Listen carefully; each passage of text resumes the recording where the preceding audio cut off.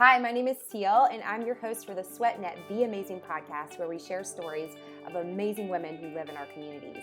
My hope is that you will feel encouraged and inspired after listening to each episode.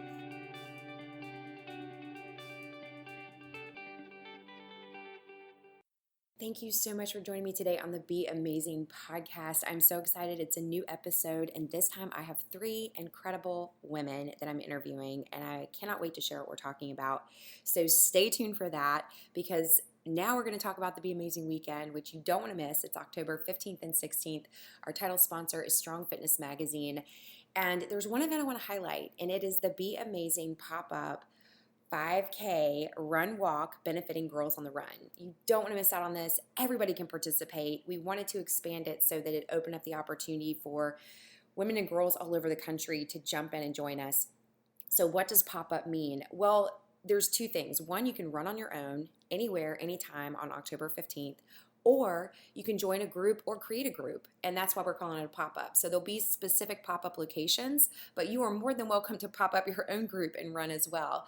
So go and register right now at beamazingweekend.com for this 5K, and you're also going to get either a hoodie or a crew neck fleece. You get to choose.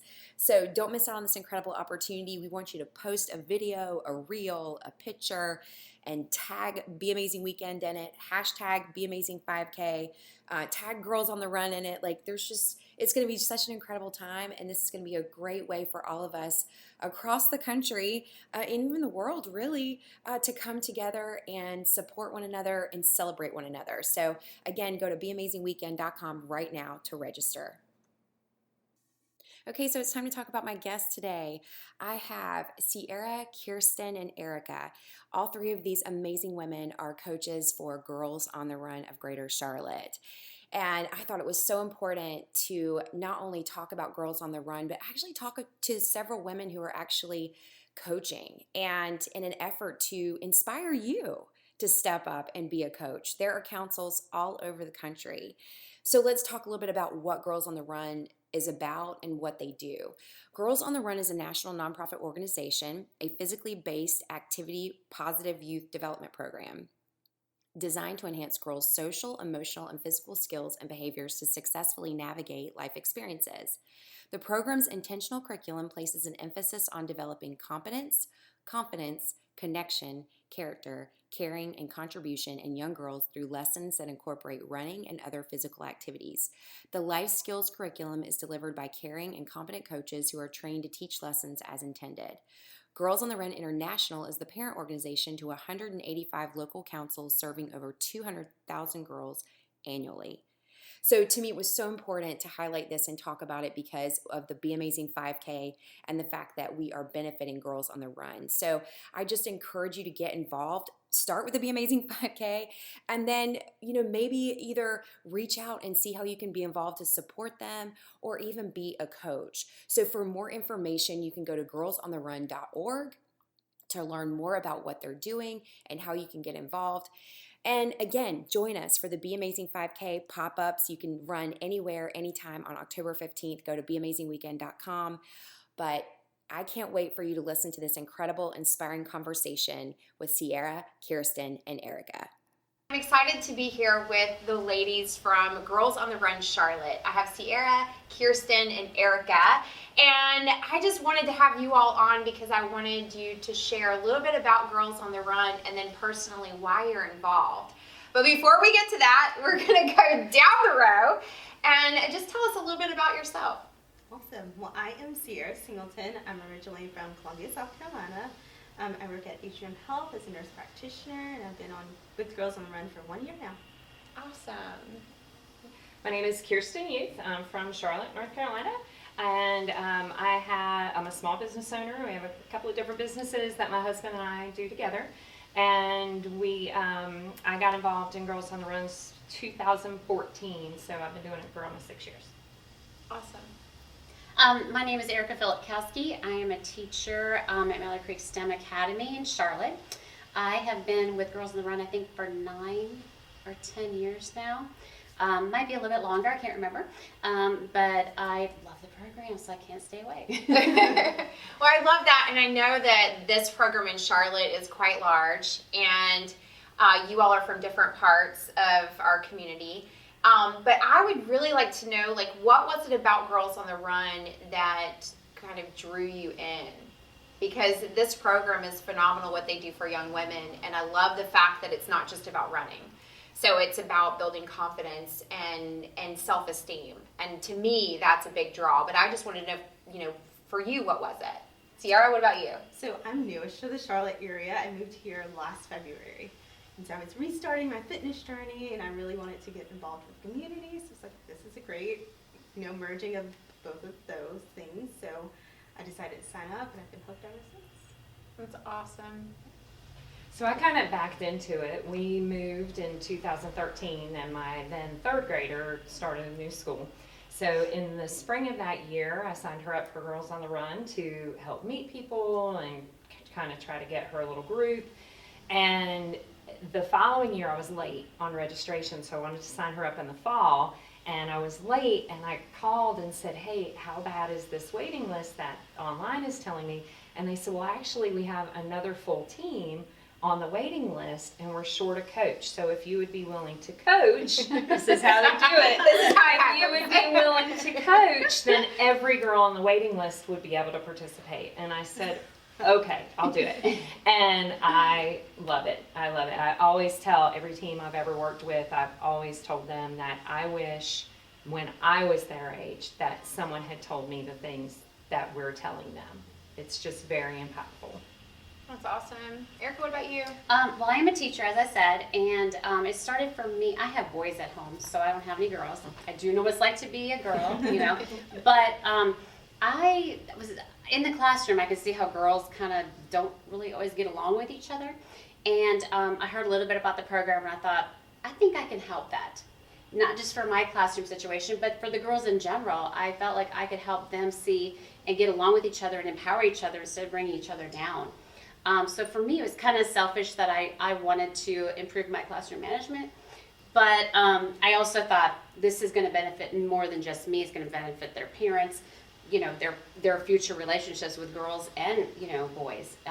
So I wanted to do that. And like I said, I have boys at home. They're 13 now. So it's just a way that I can still be connected to helping other women. I love it. And I think what's interesting, because we talked a little bit about before we even started this, I asked you all, like, has running been kind of part of your, like, are you a runner? Like, is that, has that been a big piece of it? And you said that it's not been that. So that's why who wants to speak up about that? Who wants to go first? I am definitely not a runner, and like I said, I started it because I was restarting my fitness journey, and just being with the girls and seeing them struggle as I struggle, but yet they're so energetic and they want to learn how to run faster and longer. It just really keeps you motivated. We all That's cool. And so has that improved you as in running? Absolutely. I can do a 5K without being severely out of breath. That's awesome. I love that. So I'm definitely not a runner, and that's another thing I always shared with my team as soon as we would get started. Very first meeting, I would ask everybody, so who's a runner and who likes to run, and some hands go up and some don't. And I said, well, I tell you, it's okay if you don't run, because I am not a runner. I don't like to run even after coaching for many times. I'm still not a runner.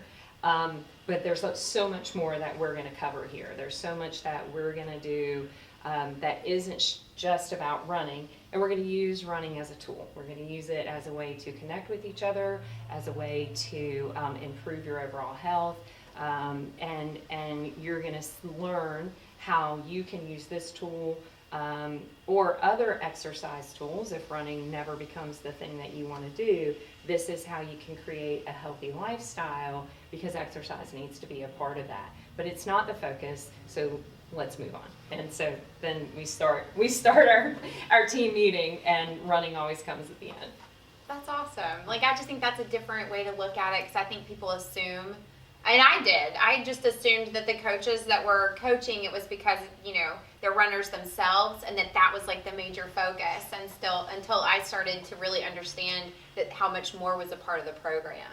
Erika, what about you? I just want to piggyback of what she said. We encourage the girls to have healthy snacks. like, you know, to take better care of themselves with, you know, hygiene and things like that. I mean, we encourage all that as part of being a healthy, like, you know, their whole experience of being with as a girl. I am not a runner at all. I've had a lot of like issues with my ankle and stuff lately. I do walk very fast. I encourage the girls to hop, skip, or jump. Okay, I don't require anybody to run by any means, but I do expect them to just keep on moving. I am not a runner, so please, anybody, join the girls on the run team. To come and coach with us, you do not have to be a runner, because I am not. I have a boot on now. And but like my doctor, I need to shout out to my doctor who's had to tolerate me for all these years, but he's like, you can go to the 5K, but you can absolutely not run. And I'm like, no problem. You know, I'm not going to injure myself again, I promise. But I'm never going to be a runner. So, but I love the program. I love this whole conversation, because I really think it goes back to your building confidence, self-esteem, and you talked about connection. Like, you're building that connection. Have you seen girls like truly build that, you know, that become teammates, that team, that community? What have you seen by coaching? By the end of the season, they all want to go out after, like, oh, can we go get some ice cream, or they just want to stay and talk. It's really so sweet how they just become friends at the end of the season. Most of them don't know each other, but by the end, they're like, can we keep going? Like, no, the season's over. Yeah, about the time you get in every season, there's a practice 5K, and it's a little bit more than halfway through the season. And at about that time, we've done a lot of different team building things and a lot of personal expression things.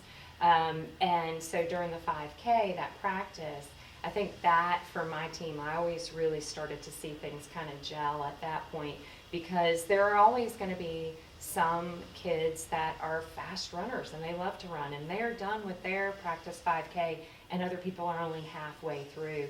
And so to see them at the finish line cheering people on, or even coming out and saying, hey, come on, you can do it. Let me do this next lap with you. And they're taking extra laps and going again to help their teammates pull them in. You really start to see that. And the other place that I think it becomes really evident is in the classroom, like Erika was saying, that you can see those connections, even if the team itself, the girls they're not best friends afterwards, or, you know, that's not necessarily what we're going for, but we can see in their interactions how they stand up for each other, and they stand up for other girls in general, and the progression of, you know, that's just not how we should talk about each other, and dealing with bullying issues and things like that. I think those are the areas where they're taking it back out into the community and really creating change. That's great. That's the way it should be. I think it's, I'm very passionate about women supporting women, and I'm a huge cheerleader for that, because I believe we all need each other, and I think learning that at a young age, and learning how to support one another, and how to be on a team together, and maybe even how to go to a run, and if somebody has a natural, like, they're fast, it doesn't, like, there's not that competition. So I think that's really awesome what you all are doing, and what this program is all about. With that said, is there a story, or is there a moment for you as a coach that will stick with you forever because of seeing a young girl, really take hold of the tools that you've given her? I think Erika has a great story.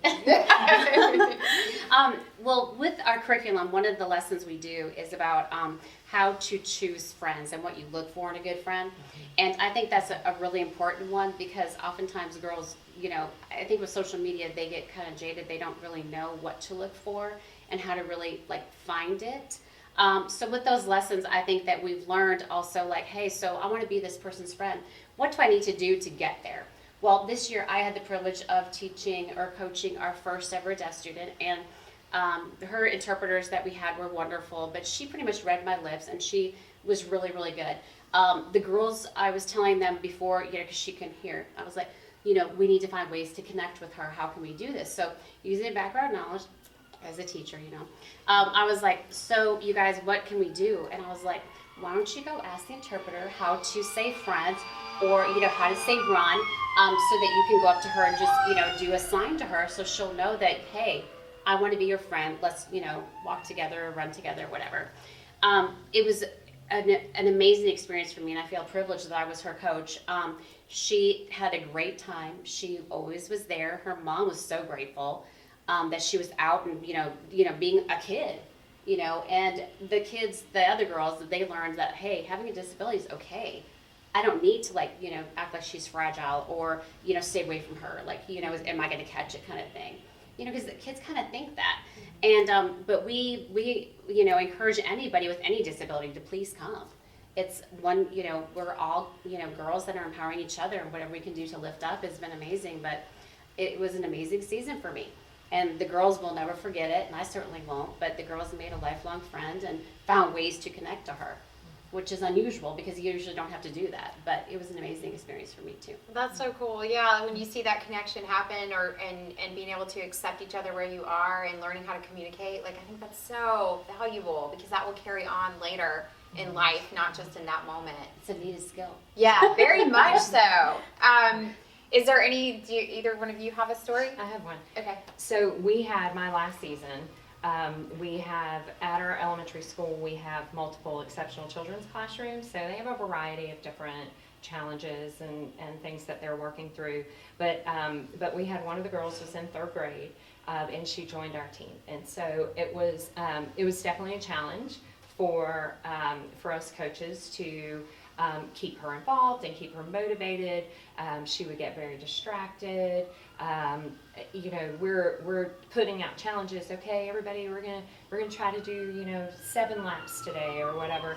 And if we could get her to do 2 or 3 laps in a practice, we nailed it. That was a great day. And the girls would all, okay, come run with me. I'm gonna go with you today. And and they would all kind of take turns pulling her in and making sure that she was. And some days it didn't work that well, and some days were great. But what I won't ever forget is that we got to the day of the 5K, and one big thing had happened. We had a coach who was pregnant, and partway through the season, she got put on bed rest. So she missed the last part of the season, but she was there at the 5K. She wasn't running, of course, but she was at the finish line, and she was cheering every person in as we came in. Well, this particular child, we really didn't have at the practice 5K. She had done a couple of laps. It was very good. She did a great job. She really achieved a lot. We just didn't know if she was going to finish the 5K or not. So that day, we're all coming in, and then people are kind of gathering around this coach that was there. And at these events, everyone that's been there knows it's easy to disperse at the end. And so a lot of times you'll come in and you only see a couple of people from the team because everybody's coming in at such different times, and there's so many thousands of people there. So at this particular event, a lot of our team was kind of hanging around, and they were staying around this one coach. Well, this girl was the last person. She finished her 5K, and at the end, all of our team was there. That people were, come on, and it's a little hill coming up the last bit, and to see everyone gather around her and the accomplishment that she created, and knowing that we were part of that. And so in the spring, I only coach in the fall. So in the spring, and then I was very participatory at the school, so I would see her a lot and always get a big hug. Well, last year we weren't allowed in the schools because of COVID, and my daughter, who was still there at the time, said that every time she saw her, they weren't allowed to do hugs, but they would interact, and she would ask about me every time. And that, to me, I know I made a difference, and that's why we do it, is to build people up to achieve something that people just aren't sure if they would be able to achieve it. You just believe in them and know that whatever they accomplish is the right amount for them to accomplish. And that's why we do it. And I think anyone would agree that running is great. It's good for the kids. Well, running is horrible. I don't enjoy it. I don't enjoy it at all. But the running is really secondary to what the kids are getting out of it and what coaches are getting out of it. That Absolutely. it is really impactful for all of us, and that's why you see people staying in. That you do all these years, you do it one time, you're hooked because these are messages that girls need to get. It's important. Absolutely. So when it carries on to when Megan was talking to me when we did her podcast and we were talking about girls on the run and listening to what she's saying, and I'm like, oh my gosh, this so lines with where I'm at with what I do with Be Amazing with women. It's the same thing. It's that same support. It's that same seeing someone, stepping out of their comfort zone or doing things that maybe are uncomfortable or building their confidence. There's so many women that I think had we had this early on, as back when I was in school, if I'd had that early on, that opportunity, I would even be in a different place than I am now because that would have been built then. So it's the same thing with what I'm doing with Be Amazing, and that's why we align so well with Girls on the Run, and we've come together with Start to Finish and Run Charlotte Run and Strong Fitness Magazine and Burn Boot Camp and Glow Body and Grace Communications and Reframe Your Business. We have all these partners that are in that same space of wanting to build women up, and we're doing the Be Amazing 5K at the Charlotte Motor Speedway, and it's to benefit Girls on the Run because we believe in what you all are doing for young women, and to be a part of that and aligned with that for us is huge. And I know that moment for you was really impactful, but it's emotional for me too, because I can already see it, you can visualize it, and to see a young girl, and even a young girl with a disability, and to see her surrounded by other girls and them trying to figure out how to communicate and lift each other up, that's amazing, and that's the way it should be. And we do need more of that. And so that's why it was so important to have you all on and share your own personal experience, because I know that you all need more coaches. Bottom line, we need more coaches. So what would you say to someone that might be interested in coaching, but again, this whole running thing, it's a thing. What would you, one of you say? Is there something that you would like to say to somebody that might be thinking about it but unsure? I would say do it. Don't hesitate. Just do it. Even if you can't run, you can walk. The girls are going to help you along. Trust me. And it's great. That's all I can say. It's amazing. It's been a great experience. Go ahead. I was going to say, I think also if you just come and try, okay, not necessarily commit the first time, just come and try and see what it's about. Because I don't think most people understand that we're actually teaching a curriculum. We follow a curriculum that is all lesson based to help the girls benefit each other, benefit me as an adult, I'm sure. I plan on using this at a staff meeting one day. This is what I want you to put yourself in my shoes kind of situation, because that's one of our lessons. We have amazing lessons, and I don't think people know enough about that to really know what Girls on the Run is about. But it's not just about running, and we have amazing lessons. And I think if you just come and check it out, you'll understand. I'm a site coordinator, and I just ask anyone to give me a day a week.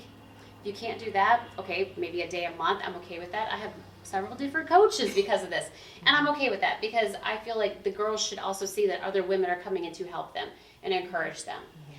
Just try, please, just come to my school. But that's important. I think that is important. Erika makes a great point that the lessons are all planned out. And so you don't have to worry about, well, what am I going to say if you're not comfortable sort of reading through and ad-libbing. They literally give you everything you need to say. And so you can just read along with everything is lined out. What are the exercises and how do they stretch, and how much time should you spend on this, and what specifically should you be telling them about this lesson. And it covers so much. So the communication aspect, I think, is something that I did take from it, that it gives you tools. And so we're giving the girls tools of, when you do this thing, I feel this certain way and I want you to do this other thing because, and so I do that all the time. That I didn't have that particular tool in my toolbox to look at it that way, but dealing with feelings and learning how to talk to people about them, and focusing on the importance of sleep and healthy eating and taking good care of yourself and healthy relationships and building other girls up. That these are important lessons that we don't spend enough time on, and anyone is going to get something out of it. Everyone is going to get something out of this if you participate. Absolutely. I feel like it's well-being. Like it's a person. It's your whole well-being. Like that's what I feel like that everything that you all have talked about tonight and addressed. You talk about that it's healthy food, healthy relationships, and then the running piece, which is physical activity. But that even though it's Girls on the Run, that's not the main focus. Right. I think that's awesome. Well, so I know there's some fun things that happen at the race as far as like I always see tutus and like pink in the hair and all of that. Is that something y'all do before every race or is Oh yeah. Yeah. Mm-hmm. Tutus definitely. Oh yeah. In the hair. Yes. Headbands. Yeah. Yeah, I think this year I went all out for the party and I had like a big old backdrop and I had a friend come in and do all the girls' nails with Color Street. Like I was like, we went all out. We did it right, but because we couldn't with COVID, we usually have a great big huge celebration. I mean, a great big huge celebration, and we have all these vendors and everything, and we haven't been able to do it in probably a year and a half now. So I was trying to still get these girls that I had to understand how big of a deal it is. And I had my own big party, so I was like, come on, set our nails done, and so we had a great big party afterwards. But yeah, it's really important because it's a huge accomplishment. We just did a 5K for real, and not just practiced it. I love it. And their parents are there with them, and their friends or whatever, because they had to have a running buddy. But so it's amazing. And I love seeing the dads. I was going to say, the dads were tutus. Oh yeah. Well, it's the team. It's whoever's involved in the team. Yeah. So you'll see all kinds of stuff. We were always big on doing socks, and so you'd see different people with matchings, and you could see the different teams out there. And some people have capes or crazy headbands and things like that. Oh my gosh, that's so much fun. Yeah. Are there certain songs? Do you all ever pick like a song for your group, or is there a quote, or is there something that you do with your team every year? Do you have a theme? Is there anything like that? So we do certain cheers. Bananas. Yeah. And then Girls on the Run chant. Yeah, the Girls Red chant is our chant. Right on. Yeah, so we would have the girls, sometimes they would want to make up their own cheers, because at the end of every practice you cheer out. And so some years we do bananas, or there's a couple of different ones that Girls on the Run do. But one of my favorite things is always you're supposed to come up with a sound that when you hear somebody saying something negative, that you're supposed to make this sound, and that will remind them that to kind of let go of the sadness and the cloud, that this is their warning Girls sound. don't realize they're doing it. And they don't. And you don't realize you're saying negative things about yourself. And so somebody's making that noise, you're like, oh, I did it again.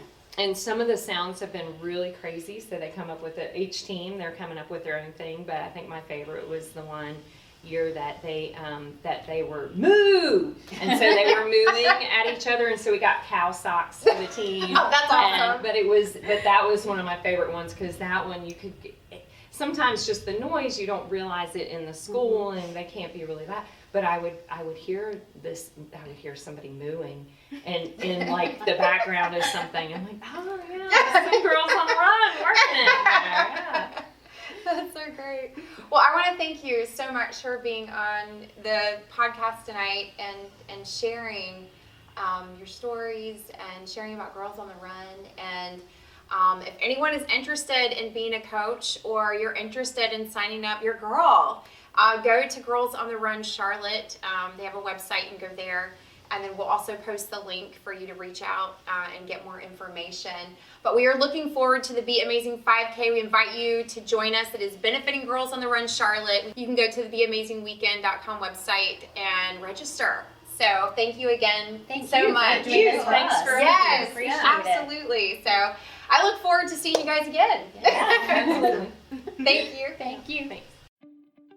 Thank you for joining me today. If you like the podcast, please like and share this with other women in your life. You can find out more about SweatNet on sweatnet.com or follow them on Instagram at SweatNet and SweatNet Charlotte. You can follow me personally on Instagram at itssealsmart. Stay tuned for the next episode of the SweatNet Be Amazing Podcast.